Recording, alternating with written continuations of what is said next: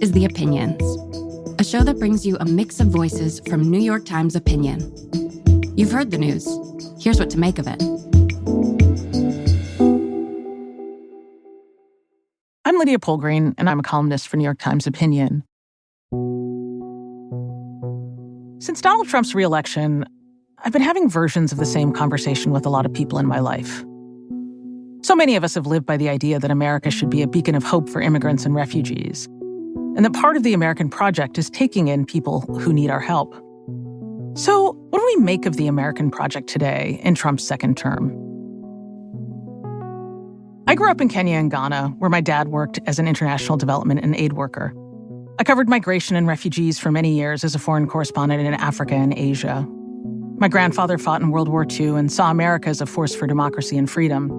And my father found his own way to continue that tradition by working to help people in poor countries improve their lives. I grew up with the idea that America is a beacon. And I think that, in a lot of ways, these early days of the second Trump administration are really a reminder that there are many tensions in the United States when it comes to how we think about outsiders. So I've been wrestling with this. And I wanted to talk about it all with Kirk Johnson. Kirk worked with USAID in Baghdad and Fallujah during the Iraq War, and he started the LIST project to get Iraqis who helped the United States during the war refugee status in America. He's helped thousands of people to get to safety. So how do we respond in this moment when Trump and his allies are trashing these ideals? Kirk, thanks for joining me. Oh, it's a pleasure to be here. So I was raised, as I said, on this idea that America is a safe harbor for immigrants, particularly for refugees. And I'm curious, how did that idea figure into your upbringing? Looking back, I realized I had a pretty unusual upbringing in this regard. I grew up in a family that deeply embraced the ideals that you spoke about in your introduction, that America is a place for people to find refuge, to find a new life if they're willing to work hard to contribute to this country. Where it first started was, I think, in 1989. Our family opened our home in this small little suburb outside of Chicago to a family of Ukrainian Jewish refugees who were fleeing the then Soviet Union. I was 9 years old then. But all of a sudden, I was, teaching my two new Ukrainian siblings how to play basketball. I was teaching them American slang, and they lived with us for several years. Yeah, it's interesting. I mean, I'm also a Midwesterner, and my grandparents were quite conservative Republicans, but shared a lot of the ideals that you describe. And I think that this idea of offering sanctuary to refugees, I think of it as something that embodied a kind of idea of American greatness and the idea that we, as a strong nation, we could bring in a lot of people that in some ways could be embraced both by conservatives and by liberals. Maybe you could tell us a little bit about the history of the program to admit refugees who helped the United States, which has an interesting party history, let's say. I think a good way of looking at the history of the refugee program, and especially for those who helped us, is by looking at the Vietnam War. Most people point to the fall of Saigon and the millions of refugees fleeing as the birth of the modern U.S. refugee admissions program. Now, the American public was not clamoring for us to open our doors.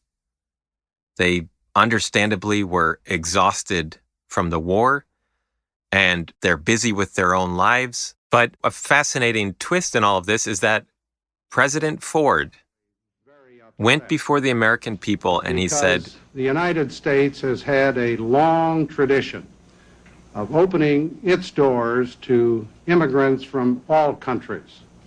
We're a country built by immigrants from all areas of the world, and we've always been a humanitarian nation. And he said that to do less would add moral shame to humiliation. Tough words to say. But the president put that flag on the horizon, and within a very short period of time, we brought in something on the order of 150,000 Vietnamese refugees, many of whom were those who had worked for the United States government or fought alongside us. And over the course of the next decade, there was roughly 1 million that were admitted to our country. This action, led by the president and funded by Congress, triggered something really wonderful in the country, which was a widespread rolling up our sleeves by church groups, by other civic groups. All over the country, Americans rose to the task of helping these newcomers find their way here. And because of the scale of the people that we admitted, that sort of set the mold for the next generation plus of how we admit refugees and our priorities. Yeah, I mean, I think it's worth remembering that the great shame of the United States failure during World War II to open its doors to Jewish refugees from Europe who were seeking to flee. But could I just jump in one thing on that? Yeah, of course, yeah. It's such an important precursor to this because it also comes down to the President of the United States in that case. There was a press conference that FDR gave where he said something to the effect of, it's a real tragedy, but there may be infiltrators and threats within this group of Jewish refugees. There's a chance that Hitler's gotten to their families and is using them to spy on the United States. And so we have to be very careful. And almost immediately after that press conference, the head of his refugee bureau, a guy by the name of Breckinridge Long, wrote an infamous memo where he laid out a way for the State Department to effectively keep Jews out of the country without it being the formal policy. And it's a chilling document because he's basically saying we can effectively delay and resort to various administrative and bureaucratic devices and basically keep them from coming out. And so what I take from that is something that is kind of obvious. This is technically called the Presidential Determination on Refugees. It's the president who sets the number every year for his executive branch agencies to admit or deny. And when the president doesn't want a refugee to come in, no bureaucrat is going to stick their neck out, because even if they're morally troubled or they feel compelled to do this, no one's going to do it if the president isn't telling you to do it. And there are 1 million ways that a bureaucracy can create trapdoors to keep people from coming in. This has always been a kind of seesaw between the door opening or closing, but one constant is that it ultimately, everything comes down to what's in the president's mind and heart. Well, we're going to talk a little bit later about what's in our current president's mind and heart. But before we get to that, I want to talk a little bit about what inspired you to join USAID and to go to work in Iraq at the beginning of the Iraq War. Well, I come from a family of public servants. My dad was a state representative and then state senator in Illinois. And from a young age, we were taught that the easiest thing in life is to form an opinion about something. It's almost the laziest thing.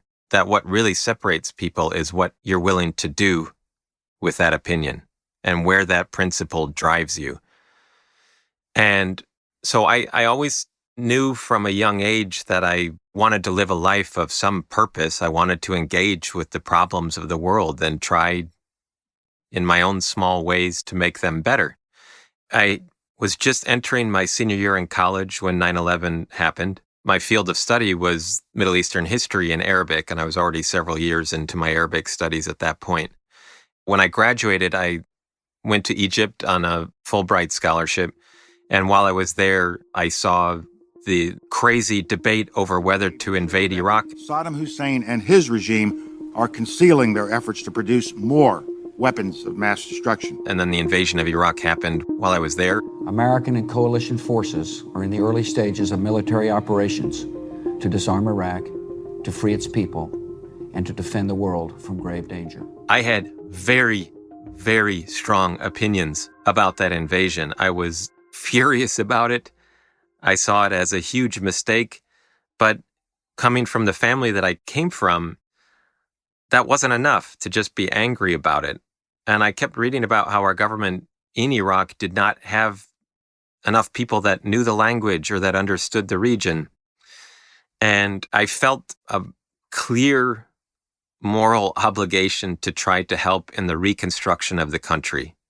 That no matter where you stood on the invasion, nobody could object to trying to rebuild schools or to get clean water flowing from the faucets again or to get the power back online. And so that's why I ended up going to work for USAID, which was the principal agency in charge of trying to rebuild the country. I was in Baghdad for part of the year, and I was one of the only Americans that spoke the language. And so I became close with the Iraqis who were risking their lives to help us every day. These were not soldiers. These were people bringing fruits and vegetables into our compound for us to eat. They were lawyers and architects and doctors who were helping us figure out how to build our programs and how to help people. After a year, my time got cut short and I had a near-death experience triggered by PTSD. I had what's called a dissociative fugue state, and in the middle of the night, I think I must have thought I was still in Fallujah, and I sleepwalked out of my hotel window. Wow. And I fell roughly 20 feet to concrete and broke my wrists and my jaw, my nose. I cracked my skull, and, I got pushed back into the United States in a wheelchair, and I sank into this deep depression where I felt like I had achieved nothing. I'd nearly died for this stupid war, and nothing I had risked my life to do had left any real meaningful mark. And that's when the civil war in Iraq broke out. And Iraqi colleagues of mine started to be assassinated for the sin of working for the U.S. government and working alongside me.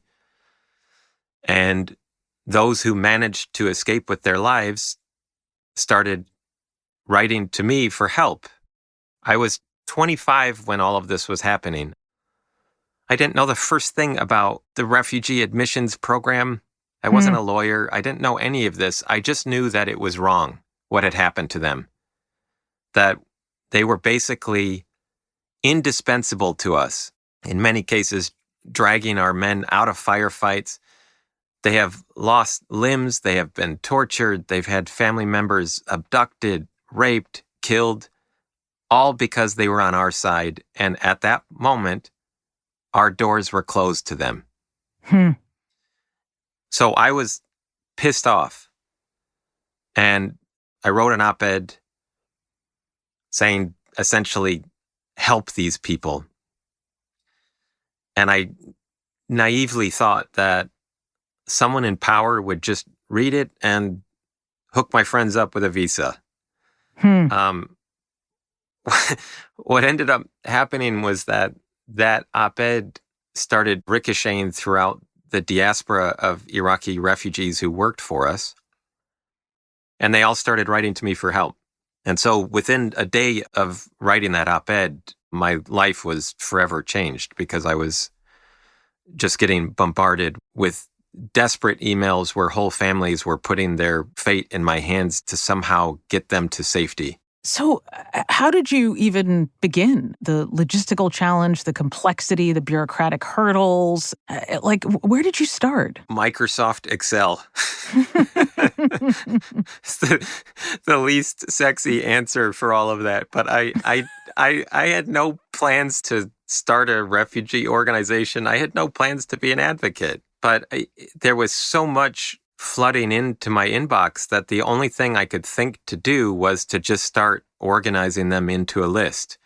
And then once I started doing this, I had to do something with it. It wasn't just going to be some side hobby. And I'm like, well, I guess I got to go figure out who it is in Washington that I should deliver the list to. I'm curious about did you expect that there would be kind of political machinations involved in this? I mean, it sounds to me like you approached it as a fairly apolitical thing.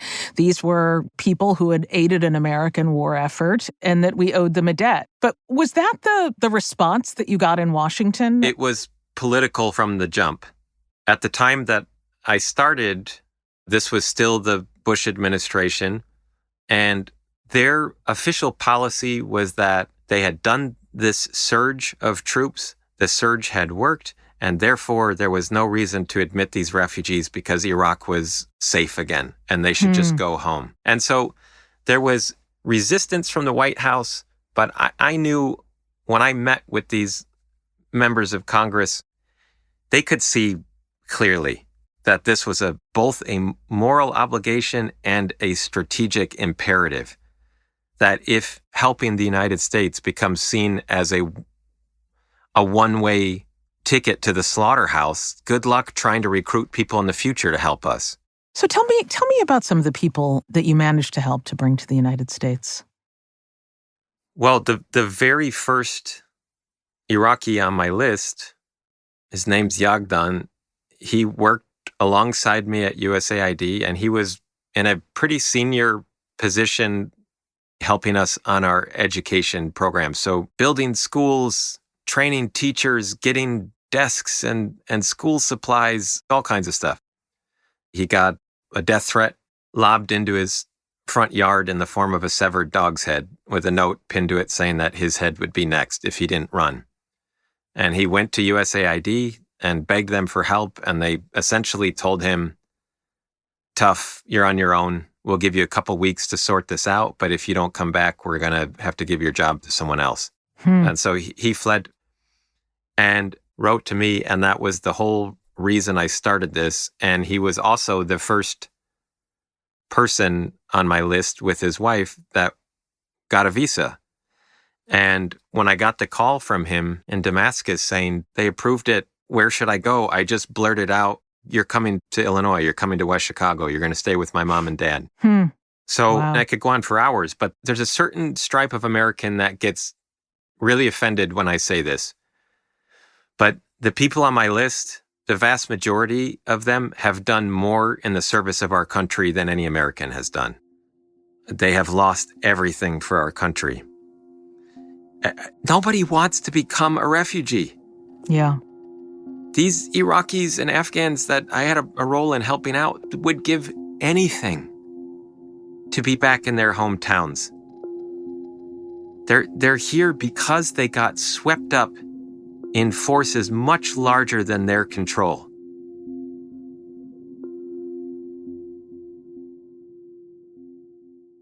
So just to jump ahead, I mean, I think that the world that you're describing, from that era, even though it was such an enormous struggle to create a pathway for these folks to come to the United States, obviously with the election of Donald Trump in 2016, the Muslim ban, the atmosphere changed so quickly. And then now here we are 8 years later with Trump once again in office, and he has definitively slammed the door on refugees. One thing that I think about from 2017 were the big protests at the airports. Hundreds swarmed the arrivals terminal at SFO today. In fact, so many people showed up, the protest had to move outside. People showing up and protesting the Muslim ban. And sending back people with lawful visas. I just can't even imagine this is happening in our country. The response this time feels incredibly muted. What do you think has changed, and what do you think that says about where we are as a country? I mean, I'm not the political analyst, but you had a framework where Trump had not won the popular vote in 2016. And I think that emboldened the opposition. It emboldened Democrats in office and probably gave a little room for Republicans who felt troubled by some of this to object. This time, he won. He won the popular vote. He won the electoral vote. You can quibble about how big his mandate is or what people were voting for when they cast their vote for him, but no one can claim fraud or that this is some illegitimate president. I've been getting all these questions. How do we stop this? How do we stand up to this? We are not at a moment where I could say to you with a straight face, oh yeah, call your senator up and tell them that you believe in opening our doors up to refugees. Write a letter to your member. And so where I'm at is a kind of facing the world as it is, not how I wish it would be. and recognizing that I didn't get my values from the president, from any president. My personal positions and values, they can't be nullified by an executive order. And so what that means practically is that my own immediate family, I have 2 young children, I'm sure as hell going to raise them to understand that this is who we are as Americans, is we're going to help those who need it. And so we have Afghan families in Los Angeles that we regularly go and visit, and my kids do toy drives amongst their friends to bring toys to these young children.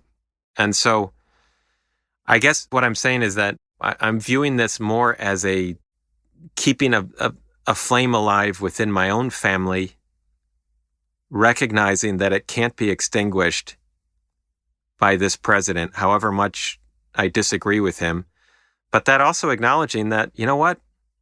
Our doors are closed and they're going to remain closed. And there are going to be people that suffer and our image in the world will change. It's never been a guarantee that we're the shining city on the hill that people dream of coming to. I mean, I get emails from refugees all over the world every day asking for my help. And the day after the election, there were Afghans that had worked for us that were asking if I would help them or if I could help them. What did you tell them? I had to tell them that there was no chance they were coming to America at this point. That they needed to put their hopes in some other country. And it brought me no joy to say that. But the worst thing you can do to somebody who's in peril is to give them some sense of false hope or to deceive them. I knew what was coming. And so I told them, don't even try to come here because the incoming administration does not want you. So you've stepped back from the List Project, and it sounds to me like a lot of Americans, really kind of reassessing what you can and should do in this moment. How are you thinking about husbanding your energy and your resources and frankly your just kind of emotional strength to engage with the enormity of the difficulties out there? I'm not sure I'm going to have a satisfying answer for you. Chuck Schumer said something the other week. It was something like, we're not going to go existential on everything. We have to pick our battles wisely, and on those we'll lay ourselves down on the train tracks. It was something to that effect. There is so much change happening so quickly that the easiest path for all of us that are troubled by this is to just shut down, to pay less attention. But there's a point at which that just atrophies into disengagement. I genuinely worry for myself that the things that are infuriating us now, we might not even remember in a few years of this. This is more of a survive this period and do the grunt work when it's over to claw our way back to that value. The value that's on the base of the Statue of Liberty. Obama always loved to quote Martin Luther King in saying that the arc of the moral universe is long, but it bends towards justice. And every time he said it, I would just wince a little bit. Because it's the kind of quote that I think Americans gobble up because we can look at all of the kind of shameful parts of our history and we can say, yeah, well, okay, we had slavery. All right, we had Jim Crow, but hey, it's getting better. That arc is always bending towards justice. I don't know if I'm allowed to swear on here, but it's BS. The arc of the moral universe does not have any natural direction. It has no shape. It's not an arc. Yeah. I don't think there is such a thing as the moral universe. But what I do know is that all of these values that we've been talking about in this conversation that we thought were enshrined, they were carved in stone. It took a couple weeks for Americans to realize that they're written in sand. They can blow away in a heartbeat. And so, sorry, this is a knife fight. All of the gains that were made in the last generation, you pick your issue. What you see as progress, there is another group of people that see as a problem, as a mistake, and they are fighting like hell to bring the football back in the other direction. And right now, I'm like, people who support the notion of opening our doors to refugees, we're going to get our asses kicked for at least the next 4 years.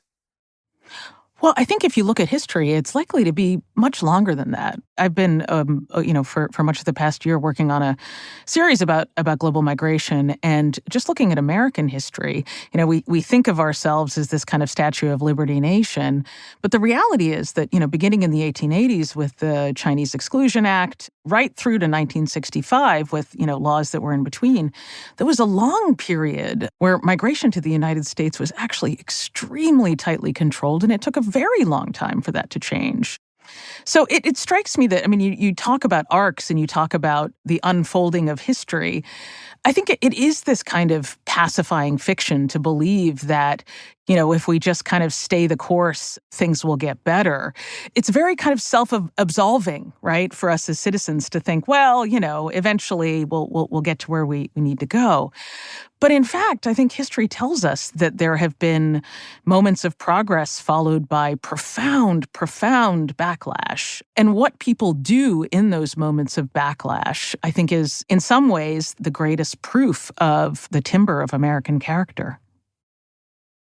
I think that's absolutely right. We should have the humility in the face of that sweep of history to consider that what we grew up with was a blip. It was an anomaly. It is not the norm. All I can say right now is that I know I will never be dissuaded that it was wrong to help Yagdan or to help all of these Iraqis or Afghans or Vietnamese or all the people we've been talking about, that it was wrong to give them a chance at a new life here. But I'm not deluding myself into thinking that anyone is going to get in under this administration. And the surest way to madness and total burnout is to imagine that you have more political power than you do in a given moment. Yeah. Well, Kirk, I will take away from this conversation a conviction to keep that flame alive. And I'm grateful to you for spending some time with me to talk about these questions. Thank you so much for having me.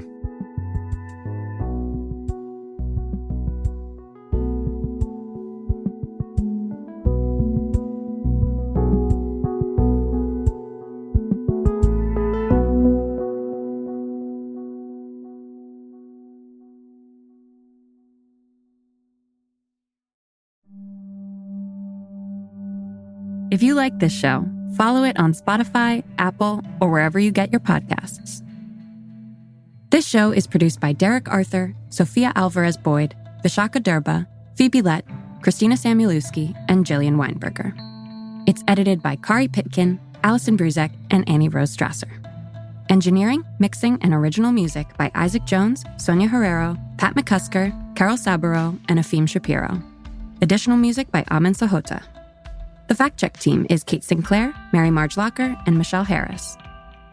Audience strategy by Shannon Busta, Christina Samuelewski, and Adrian Rivera. The executive producer of Times Opinion Audio is Annie Rose Strasser.